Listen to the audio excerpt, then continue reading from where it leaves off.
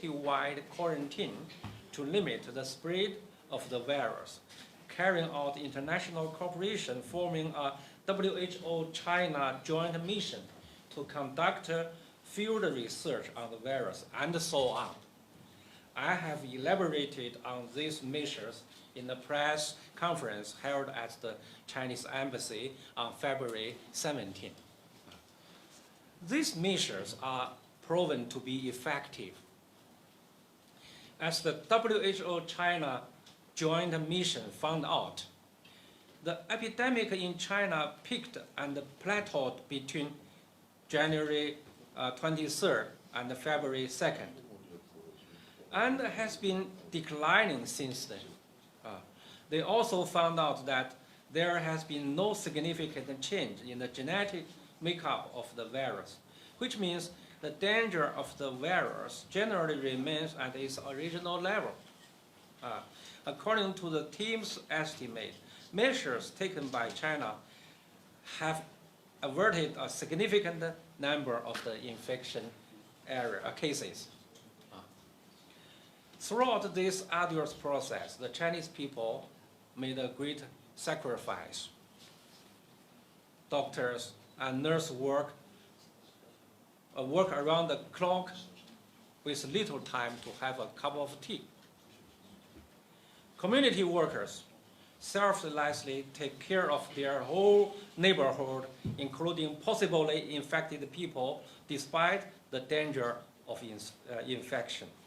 Construction workers put behind their Lunar New Year holiday and made sure emergency health facilities can be built as quickly as possible. And ordinary people refrain from gathering with families and friends at the Spring Festival and practice self-quarantine for weeks to prevent the virus from spreading. Despite the quarantine inevitably makes life less easy. While China protects its own people, the health of foreigners living in China has always been considered by the Chinese government equally as important as that of the Chinese citizen. As of today, no Gambia national in China has been infected.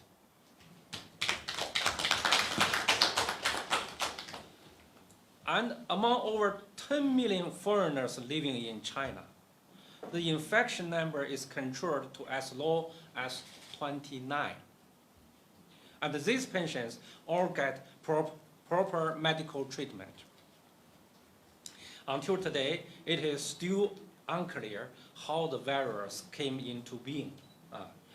Some prominent respiratory and genetic scientists pointed out recently, after studying genomic-wide data from the coronavirus samples taken from 12 different countries worldwide, that although the first COVID-19 case was reported in China, the cause and the source of COVID-19 is still not clear.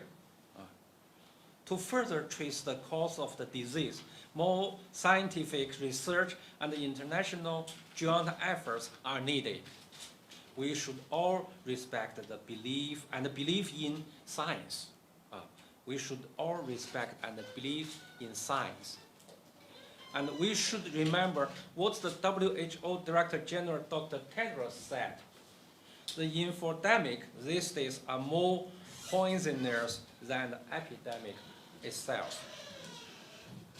Ladies and gentlemen, in this globalized world, traditional and non-traditional security threats are interwoven, calling for the unity and joint efforts of all countries all over the world.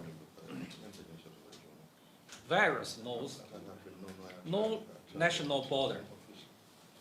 COVID-19 is non-traditional security threat to not just China, but also to the whole world. The battle against COVID-19 is a shared responsibility of all countries. And it calls for closer international cooperation. We extend our sympathy and solidarity to countries that are currently struggling with their own outbreak. And we are ready to share with the international society China's experience on preventing and containing the virus without reserve. We believe COVID-19 will make the international community more united rather than divided. We are happy to have noted that Africa has been getting itself prepared for COVID-19 over the past few weeks. ECOWAS countries' health ministers met at Bamako in mid-February. The African Union and African Centers for Disease Control and Prevention held an emergency ministerial meeting on COVID-19 in Addis Ababa a few weeks ago. And here in the Gambia, a cabinet meeting centering on COVID-19 prevention was held by His Excellency President Adam Barrow yesterday. These meetings of coordination are helpful for African countries, including the Gambia, to be more clear of the situation and to adopt appropriate prevention measures accordingly. As Africa's sincere friend and partner, we have been receiving much solidarity and support from our African brothers and sisters since the COVID-19 outbreak. And as we Chinese often remind ourselves, we will remember the friendship and assistance rendered to us by African countries, including the Gambia. Meanwhile, the Chinese government will surely continue to share the experience and provide support to African countries in battling against the COVID-19 outbreak and safeguard regional and global public health security. The Chinese government has in the past weekend pledged a donation of $20 million to WHO to support the organization in carrying out international cooperation against the COVID-19. This donation will surely benefit African countries. China has shared genetic information of the virus and provided the testing regions to the African Union to help strengthen African countries' ability to quickly identify potential cases of infection, so as to minimize the risk of the epidemic spreading in Africa. Besides such provision, China will also provide testing regions to the Gambia to strengthen its prevention efforts against the COVID-19. Also, no confirmed infection has been reported in the country so far. The Chinese embassy is coordinating with the Gambia Ministry of Health on this cooperation.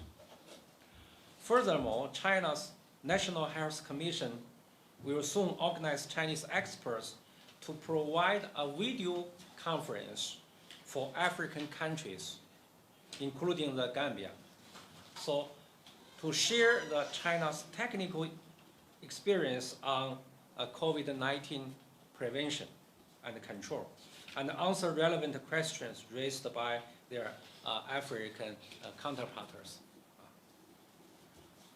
I, myself, and Honorable Minister Summon, we have been keeping in close contact on the work of COVID-19 prevention. I admire him and his team for their hard work and tireless efforts in preventing the coronavirus from entering the Gambia. And I'm ready to join hands with him in assisting the Gambia government to do relevant work well. I also have a close contact with the WHO local representative, Dr. Tedros, Dr. Testa. We also have a good contact, working contact. We try to work together to make efforts to help our Gambian government and people in this battle against preventing the COVID-19.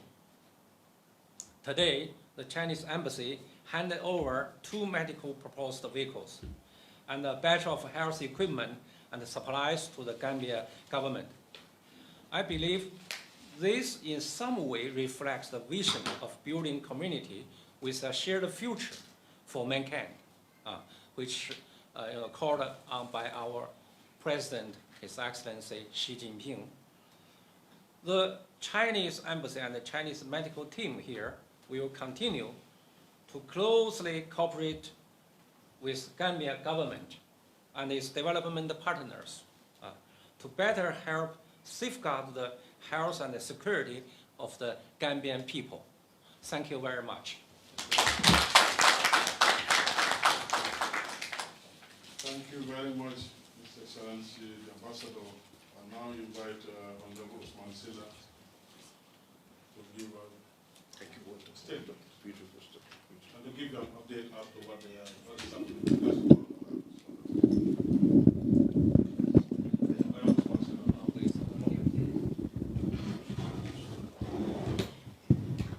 So keep your questions, Mafuji, well, not more than one person. The rule is one person per journalist. That's all. And how many of you are here? I'll be selected now. Those who disturb because no person to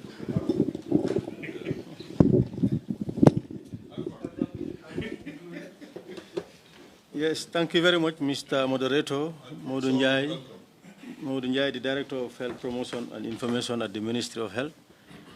Honorable Dr. Amadou Lamine Samate, the Minister of Health. His Excellency Ma Jianchung, the Ambassador of the Republic of China in the Gambia.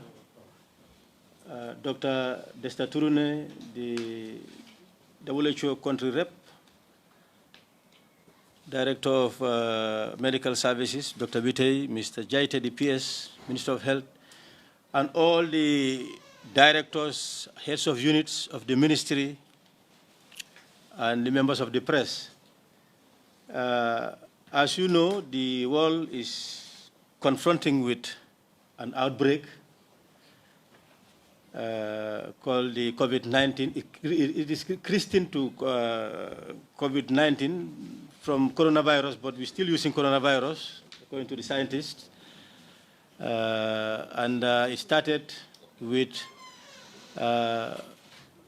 the people, our brotherly, sisterly people in the Republic of China, where it had started and has now spread to almost all the continents except Antarctica.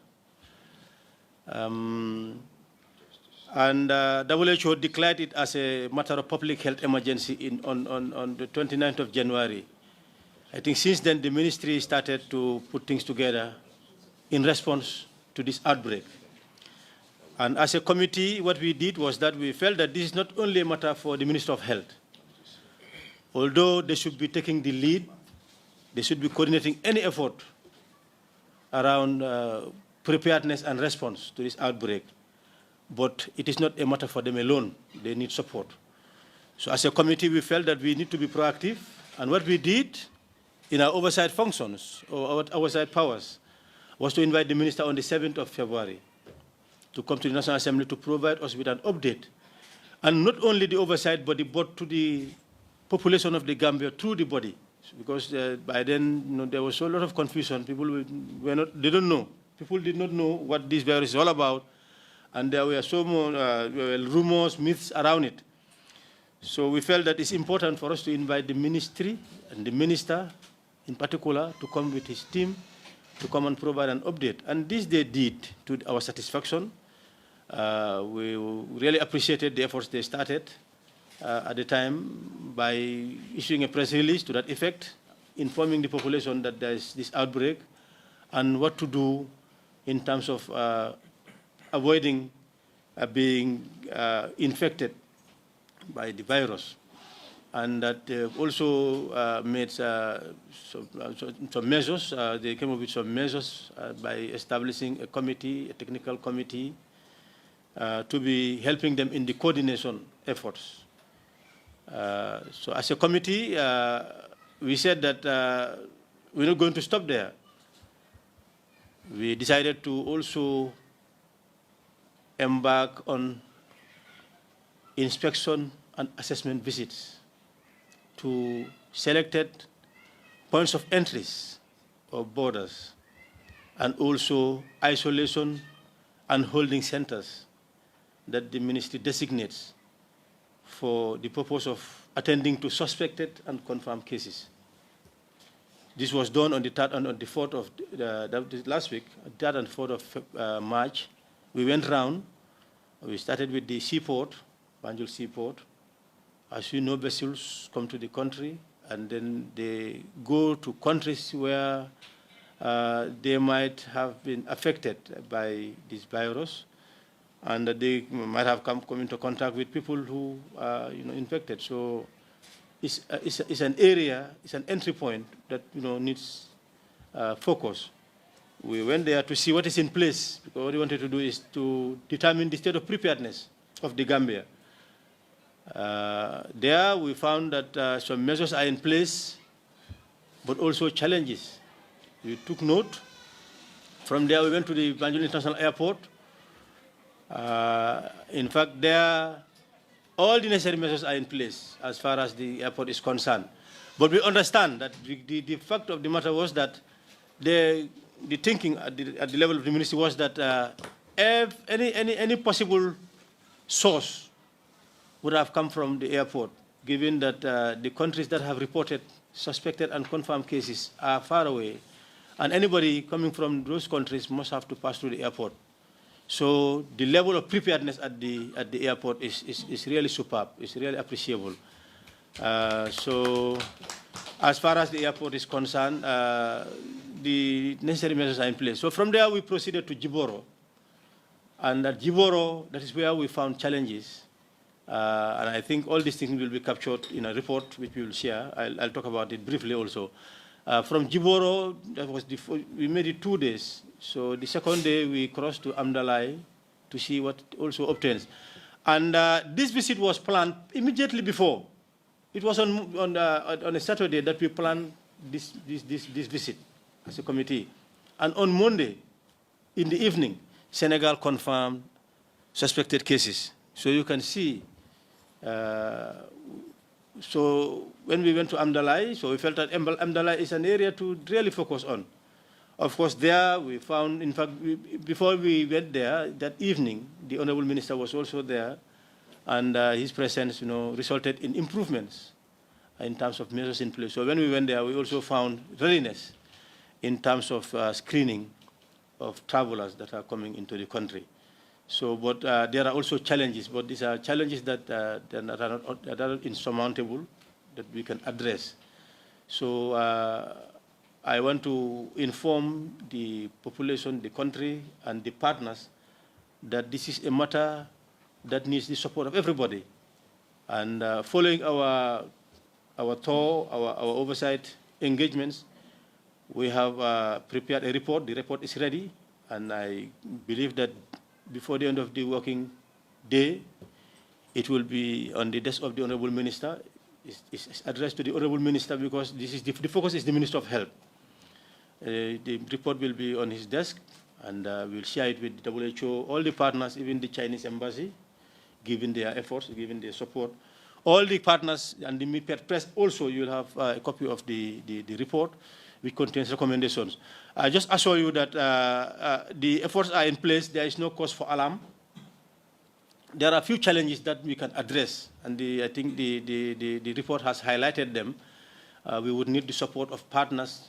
The first is that we are asking the government of the Gambia to commit resources to the Minister of Health. Gambia government has to take the lead in everything that is being done here. But everything must evolve around the Ministry of Health. Support is welcome from outside. They can make undertakings, but everything has to be done through the ministry, under the coordination of the ministry. If they don't take the lead, they must do the coordination. So we don't want any parallel engagement. We welcome support. We've seen councils are making efforts, the media houses. In fact, to that we even have written as a committee, immediately after our meeting with the minister on the 7th of February, we wrote to the Minister of Information and Communication Infrastructure, requesting from the ministry to reach out to every media house in this country, print, electronic, and online, to open their platforms for the Ministry of Health, for the Minister of Health. I'm emphasizing this, so that they will be communicating to the public as to what they should be doing. And we also ask the ministry to be doing regular updates, if not on a daily basis, on a weekly basis. But this time around, in the report, we are asking them, if not on a daily basis, on a every other day basis, every other day, every 2 days basis. And we are, like I said, we've asked the Minister of Health, to the Minister of Finance, to support the ministry in terms of providing resources, because this is an emergency, as declared by the WHO. It's not a pandemic yet, but it's a public health emergency. It needs resources. So we're also imploring partners to also come to the support of the ministry in terms of resources, protective materials, detergents, yes, face masks, gloves, hand sanitizers, everything that is needed in terms of, protecting the population. We are also, this is good news, that the country up to now has not reported any suspected case. And even Senegal, which was affected, there's good news that the situation is under control, is contained. I think some of them have recovered, and the others are, they are on the verge of recovering.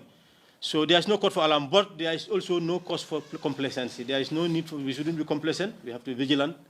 As always, people are coming into the country. Gambians, if they wish to come back, we cannot stop them from coming. Travelers also, you cannot, when they present themselves before your borders or your airport, your entry points, you cannot turn them back. So we have to brace up as a country. But we're glad that the ministry is at least doing what it's supposed to do.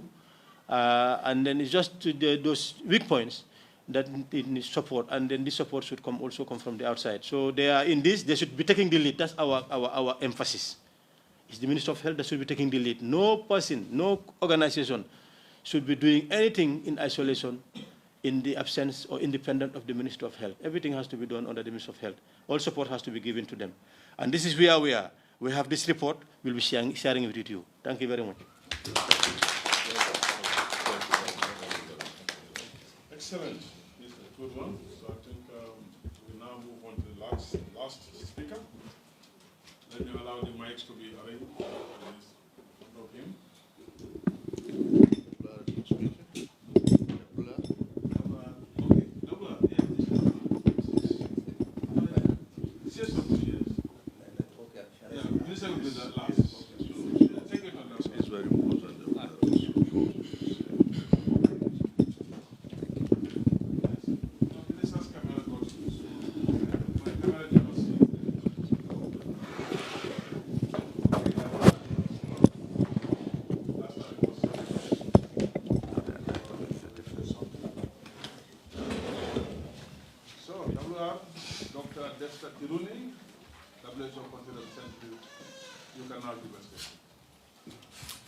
Thank you very much. First of all, Honorable Minister, Honorable Member of the National Assembly and the Health Select Committee Chair, Your Excellency, the Ambassador of China, and colleagues here around, Ministry of Health officials and colleagues. Thank you very much for organizing this press conference. It's coming at an opportune time when the Chinese embassy has already donated some supplies to strengthen the health systems. And this is coming at the right time when the ministry needs a lot of support. And health system strengthening helps everything that we do in the health sector. It's not only one side. as you know, as you rightly heard, the issue with COVID-19 is now evolving from day to day. The good news is that China, which was the epicenter of the transmission, is now reporting every day a decline in the number of cases, which is actually heralding the end of maybe the outbreak in China very soon. We are hoping for that day, but until the last case is out, we will never take a relaxed step. China is also, focusing on all the measures that they are putting in place and meticulously, and that's paying off, as you can see. And unfortunately, the spread outside China has been really going on in a very fast rate recently. And Africa, which was spared for some time, is now affected. We have several countries reported with confirmed cases. In the WHO organization, we have different regions. In the African region of WHO covers sub-Saharan Africa primarily, with the exception of Algeria, which is opted to actually be included as part of that. So in the sub-Saharan Africa, we have Algeria, Senegal around us, and Nigeria has confirmed also a second case yesterday, and Togo, Cameroon are also the other ones. South Africa has confirmed also a case. But if you include the continental Africa, Egypt, Tunisia, and Morocco have also confirmed. So in the continental Africa, we have several countries who have confirmed cases. And in some of them, the local transmission has been reported, like Algeria. And also the case in Nigeria is also, the second case is expected to be linked local case.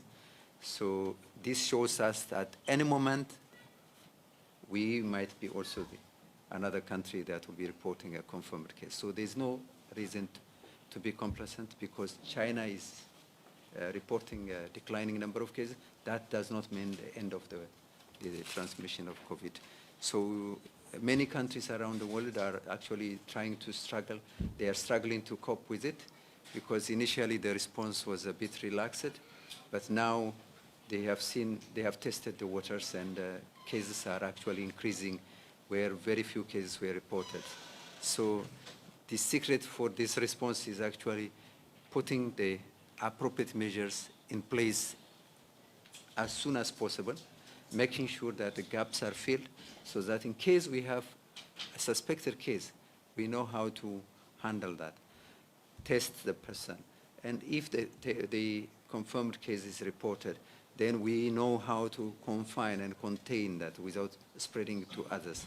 This is where the secret is, containment of the case, the first case. If we contain the first case seriously, then we will not have a second. The threat will be much more diminished.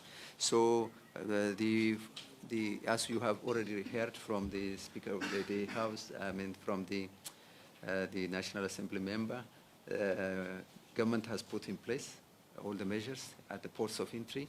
We have few things to tighten here and there, but largely I think that's good. But the other thing that we have to note is also the ports of entry are not the foolproof measures. Those are for symptomatic cases who may come with symptoms, which is primarily fever. If a person happens to have no fever at the time of arrival, we'll never know. The only thing that will tell us whether the person was exposed to any infection is the history. So the emphasis should be put on the history. We have several countries around the world that have reported cases. So we have to establish whether there is a linkage with a person who is sick of any respiratory illness, if we don't know specifically, if possible to determine related to COVID-19. If we can do that, that will be the first step. So that has to be done meticulously. And in addition to that, we have to strengthen also our isolation facilities here. And in addition to the ports of entry, which are the first, points where we have to take care of the suspected cases. And in these partners, including WHO, ourselves, and our partners here in country have shown support. Within the UN, I can guarantee you that the UN is behind you, Honorable Minister, to support the government of the Gambia, the whole of UN, and even the bilateral organizations. We have what we call Development Partners Group. They have expressed their support. What they want is the leadership of the ministry to lead and tell us what is needed, where it is needed. As the Chinese embassy has responded, others are also willing to respond to your request. So this is what I want to say. Let's not be complacent, but let's not also panic. Let's be prepared. Let's know what we need to do. And in addition to the remarks that I have already made, I want to emphasize the importance of holding regular coordination meeting, the National Emergency Committee, which was reactivated by Honorable Minister about 3 weeks ago. I think we should have a minimum of weekly meeting, and I would like to emphasize on the importance of that, because that will bring all the stakeholders together, which will help to fill the gaps as quickly as possible without delay. And that's what will keep us, prepared to respond to this. Thank you very much for this opportunity. Thank you.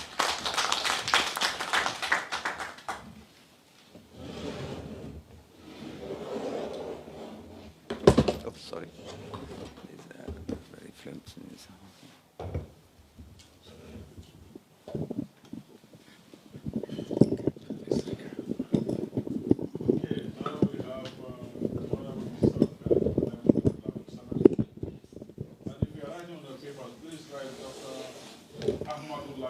So always write Amadou, for the journalists, so it at least some of you find it very difficult when you read the papers, so now you miss his name completely. So his name is Dr. Ahmadu Lamin Samad, okay? So he's now going to give the statement on what the ministry has been doing under his leadership. So listen carefully and also keep your questions. All of you will ask. Don't worry, all of you will have the time to ask a question. Thank you. Thank you very much, Your Excellency, Ambassador Ma Jianchung, the Blair representative, Dr.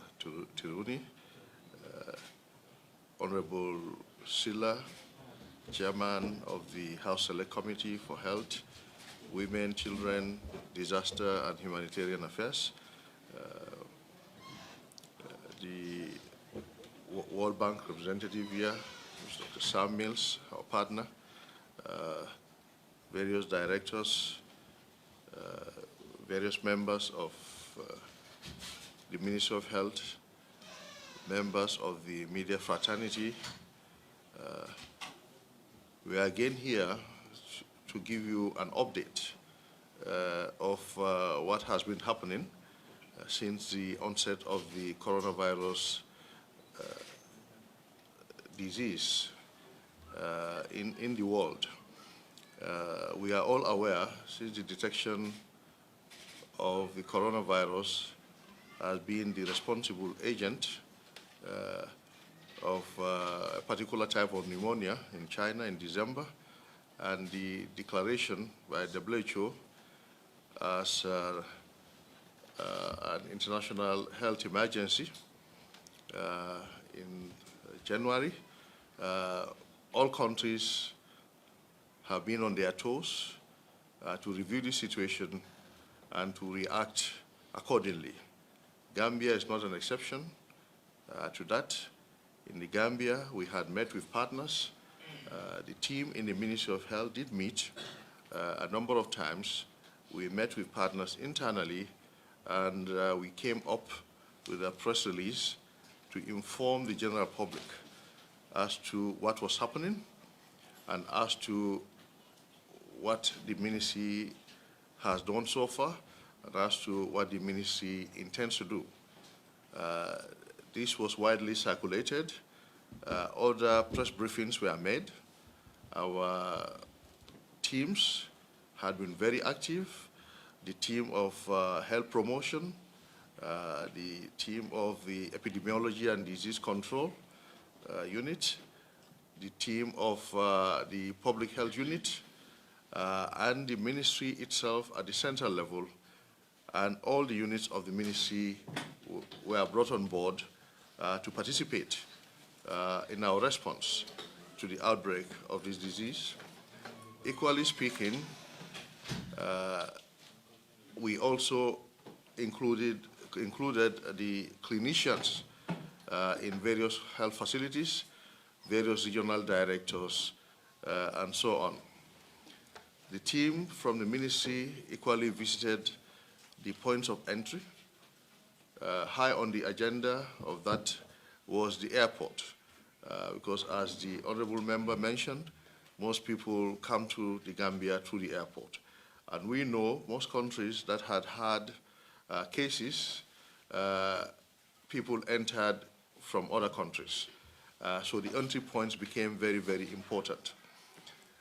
As the honorable member also mentioned, and the ambassador and the WR, it is very important to strengthen the entry points and to review and detect cases that might present with symptoms at the time of arrival. But not all cases, all people present with symptoms at that time, and they would have entered into the country before they manifest symptoms. So these points of entry were strengthened. Some of them just little maneuvers, little techniques, because they've had monitoring systems in place well before. Like our airport has had a thermographic camera for quite some time, but we repositioned them, and we try to put some sanity with the support of the Civil Aviation Authority with regards to the flow of traffic, human traffic at the airport. And we ensure that nobody is exempted from passing, from going through the protocols. That is application of a hand sanitizer, and also to get his or her temperature checked. This has been very useful. Equally speaking, we ensured that histories were taken, travel history of the individuals, and a form was developed by our Department of Health Services. And we must say the Department of Health Services has also been at the forefront of this under the leadership of the Acting Director for Health Services, Dr. Bitey. They developed a form together with the team, and the forms were circulated at the point of entry, and these forms were equally issued during the flights in the aircraft for those people who traveled, and we have gotten positive feedbacks as to people filling in those forms, giving travel history before they even landed at the Banjul International Airport, so that there are no delays. These were put into consideration, and based on that, over 200 people were put on some kind of surveillance because they've had positive travel history to areas that were affected by the COVID-19 disease, countries that have reported cases. Out of these 200, 97 have been released now. They were on monitoring in their homes. That means they were advised to be confined to their homes, self-isolation, to protect their families and to protect the general population. However, our teams worked very hard and endeavored to monitor these people in their homes by checking their temperatures twice a day. So this has been very helpful. And of course, you must have been aware of certain individuals. Alarms were raised by certain individuals on the social media. But most of those cases, they were not classical cases of the COVID-19 infection, but also not to miss any case. Our people sprang into action just in case there are atypical presentations that have not been reported, because sometimes that happens, especially with new diseases. The classical presentation could be there, and you could have presentations that are not typical. Science also says that, but it's atypical, and it takes time for scientists to know that really atypical presentations are there. So because we do not want to miss such cases, because a new disease that we are still all learning a lot about, we sprang into action, confined these individuals, and went through the testing. Fortunately, as we speak, all the people that have been tested have tested negative. And the last one was yesterday, and it was negative. We're happy to report that here. The ministry and partners are not being complacent. We know Gambia has not been directly affected yet, but we say wherever our friends, wherever our brothers are affected anywhere in the world, we are equally affected. Even though they might be far away, our families in China, our friends in China, we had extended our solidarity with the government and people of the People's Republic of China. During these trying times, we have collaborated a whole lot with the Chinese ambassador, who took it upon himself to visit our office in the ministry and sat with the minister a number of times to give us an update with regards to the outbreak in China, with regards to what the Chinese government is doing to contain the outbreak in China, with regards to what it is doing also to even prevent the spread of the disease outside China, and with regards to what they are doing for the Chinese people, with regards to the support, especially the people in Wuhan, and equally speaking with regards to the Gambians that are residing in China, and especially in Wuhan city itself. And the support the Chinese government is giving to our Gambian people, especially the students in Wuhan, and we commend the ambassador, the people and government of the People's Republic of China immensely for that. This continued, and we have had regular briefings by the WHO country representative himself. He has actually also had quite a number of meetings with ourselves, myself and the team at the ministry, also giving us the international updates, the international response. And I'm here also to say that both of them have always offered to help us anywhere we need it. They've given us the technical support. They've given us, because we know the WHO has the capacity to give technical support, technical advice, and really they have the mandate when it comes to international diseases, diseases of international proportion. And the WHO country rep and his team had been available to enhance our response, our preparedness, together with the Chinese ambassador. And we must say we are working very hard with the partners. Along the line, we also had a lot of support from the International Organization of Migration. They came into activity. Coincidentally, we had a few months ago met with them, and we did tell them that they need to help us enhance our emergency preparedness. Well, of course, then we didn't know there was going to be an outbreak a few months later. And we did tell them that we didn't have the laser thermometers at the entry points and personnel protective equipment, and so on and so forth. Now, for them to donate this, for them to bring those items in town, and we heard of the outbreak, we said, well, we thank the Almighty Allah for having given us that wisdom to ask for those items. But they came at a very timely, in a very timely fashion, and they were presented to us. Those were some of the first items we supplied to our points of entry to protect our people, because our people are at the forefront. They equally need to be protected because it's a big sacrifice on the health workers at this point in time to go be there, to be the first point of call when the entire population is standing behind. Our health workers are met first before even the individuals go to the immigration and the customs. They meet the public health officers. So we form the buffers. If it were between the people and the possible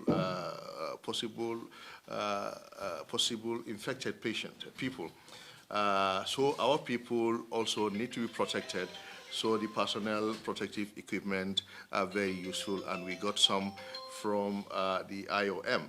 And the WHO also just last week on Friday donated some personnel protective equipment and the thermometers and a host of other gears to the Ministry of Health, and we thank them all for that. In addition, various training sessions were also carried out with the collaboration with the IOM. We held a training session for the people at the points of entry, including people from the police, the immigration, the army, the Red Cross, the public health officers, of course, the people from food quality assurance unit, and other people who are also working at the points of entry, and also, of course, the health facilities. These people were trained as to what the COVID-19 disease is all about, the symptoms and the signs, and what they equally need to do to protect themselves, and the protocols of management, and so on and so forth. Now, they were supposed to be the first trained people who were also supposed to disseminate this information to their people wherever they came from. This also was carried out by the Ministry of Health. Of course, as mentioned, we reactivated a committee that had been here during the Ebola outbreak in West Africa. There was a steering committee.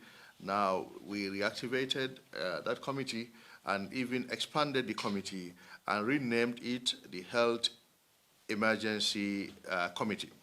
Now this committee has had a very big meeting with all the stakeholders, and subcommittees were formed which were tasked with various responsibilities to come up with what they want to be done in our preparedness. And these committees had been working very, very, very hard. And at this juncture, we use the opportunity to thank them very much. They came up with a preparedness plan. Now, the preparedness plan is a very good document. And fortunately, the document, the plan has been costed. And the cost is a little over 8.8 million US dollars. This included the activities that need to be carried out by each of the units, and it includes procurement of personnel protective equipment. It includes training of the personnel. It includes sensitization, education of the communities. It includes school training program, going to the schools and teaching the students, because we all know that one of the best ways to disseminate health information is through the schools. The children do not joke with those, and as soon as they get home, the fathers and the mothers all hear the song, and in fact, they remind the parents what to do and what not to do. So that aspect is very important, and the Ministry of Health is collaborating with the Ministry of Basic and Secondary Education to disseminate this information. Equally speaking, even in our offices, the messages will be spread to our offices, and we are happy to tell you that at the level of the National Assembly, the chairman of the Health Committee is even the best advocate, insisting that sanitizers are put everywhere in the National Assembly and people apply them as they do the business of the Assembly. And we thank him very much for that leadership. We equally are emulating that. In fact, we have asked the Director of Health Services to write to all government units to institute the same. Thank you very much, Honorable. That letter would have been dispatched so that at least the government functionaries, the people working for government, show the leadership so that other people can emulate it. Along the way, too, along the line, we got invited by the National Assembly Select Committee for Health, headed by the chairman himself, Honorable Silla, to give them a briefing on the situation, to shed light on what is happening with regards to the COVID-19 outbreak. This was a very, very good interaction, an interaction that enhanced communication between the executive and the assembly, again, the legislature. They were informed as to what we have been doing, and they also gave their ideas and their suggestions, which have all been put into consideration and been implemented. Equally speaking, with the help of our media fraternity, the message equally was spread throughout the country and outside. This helped also to sensitize the people and to quell quite a number of the rumors that were circulating. So it was a very good meeting. And thereafter, we equally continue to interact, and we commend the National Assembly Select Committee for Health for the tour of the facilities at the points of entry, which is very, very important because when we talk to them, when we ask for resources, they are always supporting us. And when we tell them how serious situations are, what best proof is there other than them seeing it themselves?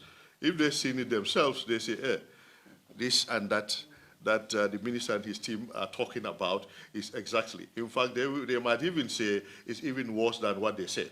So please, let's get them resources. So it is all positive.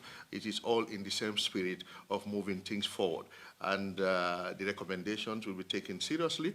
And in fact, after their visit, a lot of improvements have already been made and materials are coming. Preparedness is a process. I don't think any country in the world can stand and say, put up its hand and say, we are 100% prepared today. So it is a process. And it is also a relative term. Relative in the sense that it is based on guidelines and how one is able to go along those guidelines, how one is able to put in systems to fulfill the checkpoints, the checklist of those guidelines. That is preparedness. That's how I understand it. But it is a process. So what we aim to do is to put forward, is to have that checklist and be ticking each step along the checklist. Until we complete it, we can say we have done our best. But you see, with new diseases, things keep on evolving. New things come into play. But what we know, what is important, is the strategies that need to be put in place, the preventive strategies. People should not be complacent. All the eminent speakers before my humble self have mentioned it. There is no room for complacency. The infection has not reached the Gambia, but we need to do our best. Of course, we should never forget our prayers. We should continue to pray. We need to do our best.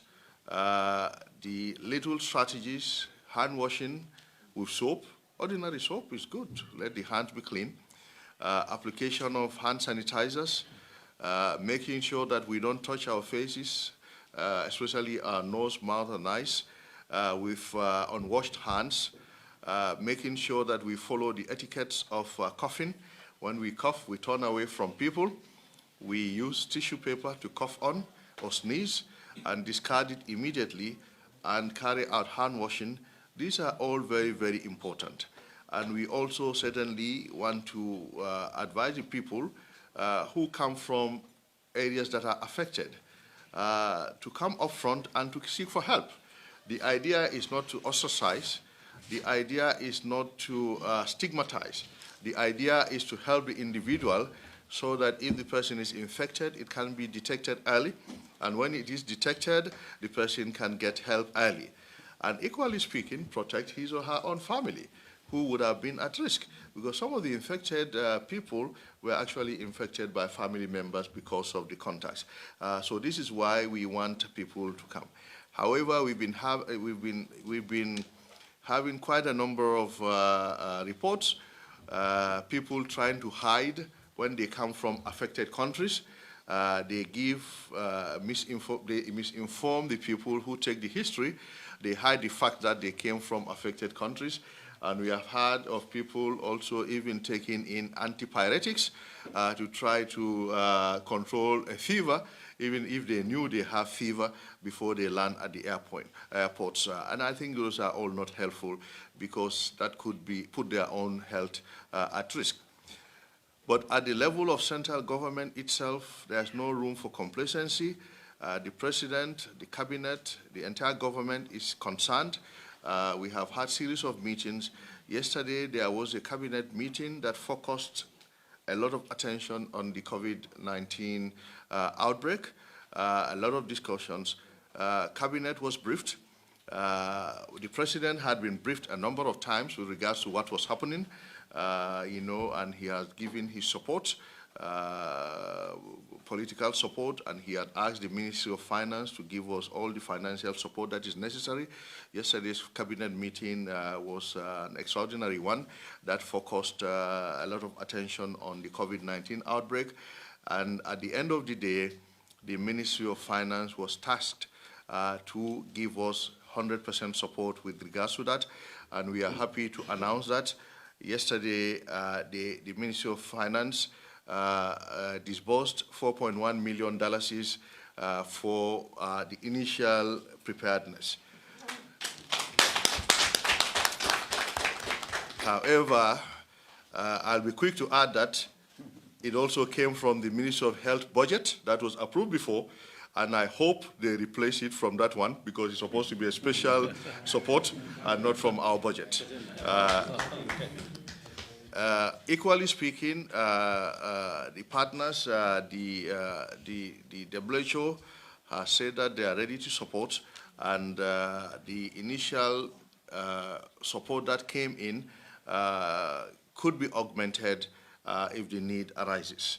The Ambassador Ma has equally said the embassy and the government of China is ready to support. They are ready to support us with some testing materials. Very soon we'll be expecting those test kits to enhance our ability to test people that we suspect could be affected. Now, the World Bank, I'm happy that Dr. Mills is sitting here, is seriously looking at our proposal to see what is doable within their capacity to help in contributing to our emergency preparedness setup. And in fact, after this press briefing, we are going to have a meeting with him. Now, the Ambassador Ma, equally, they are giving us education materials that are going to be distributed to people in the communities as to the basic steps that need to be taken. And these are also included in our plan. So we are happy, we thank them for their initiative, and this is also going to be broadened. Billboards will also will be pasted with information with regards to the COVID-19 outbreak. The radio sensitization will be increased. Talk shows will also be enhanced. Of course, we cannot go without thanking the media. You might think your contributions are small. Believe me, your role in such cases is one of the most important, whether you know it or not. Because all what is being said, all what is being talked about, especially when you are doing the prevention. In fact, when the prevention is going on and when the control is going on, information is the thing. Because how do you prevent people if they don't even know? If people didn't know that there exists a disease called COVID-19 infection, how would they bother about it? Who gets it to them? The media. So we ask you to continue the good work you are doing. It's a national emergency, and certainly we want you to. It's not easy. It's tiring. You follow us all around. Sometimes very hungry and thirsty, very tired, but you persevere, and really your efforts make a big difference. And we thank you very much.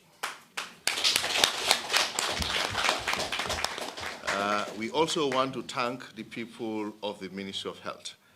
Healthcare service delivery is not easy. It is a big challenge. Our team is working 24/7. Even when people are sleeping, other people are sleeping, our people are at the borders, at the points of entry. We are all taking phone calls. Sometimes we do not speak more than 3-4 hours each night, including the minister himself. But what about the people at the forefront? So that means those people do not sleep at all. Our directors are here, public health, running around, all over with his team, border point to border point, making sure that they get what they need, making sure that he posts people where they are supposed to be posted. And of course, the frontline officers themselves, the public health officers, who have been redeployed.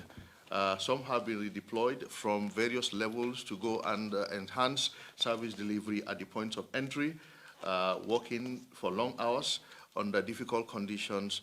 We thank the public health director and his team.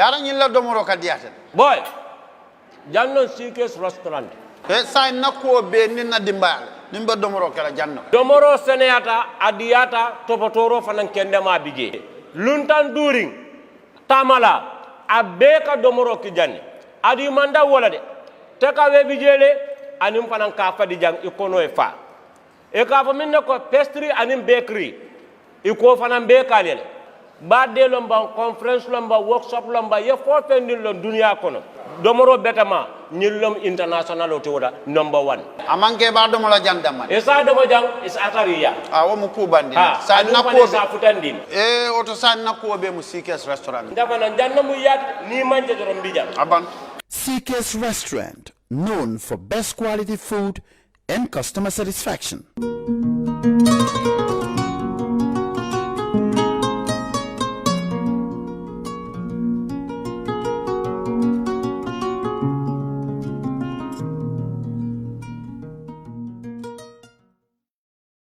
sa application Baluwo nga mën a jënd ceeb suukar légumes diwlin ak soble mun ngaa jëndal sa njaboot ga nekk ca Gambia Sénégal Mali Nigeria sama gars yi nag kontaan naa lool sax xoolal bagage yu bëri yi sama doom moo ma ko yónnee te aw ma ci benn jafe-jafe Baluwo moo gën yónnee xaalis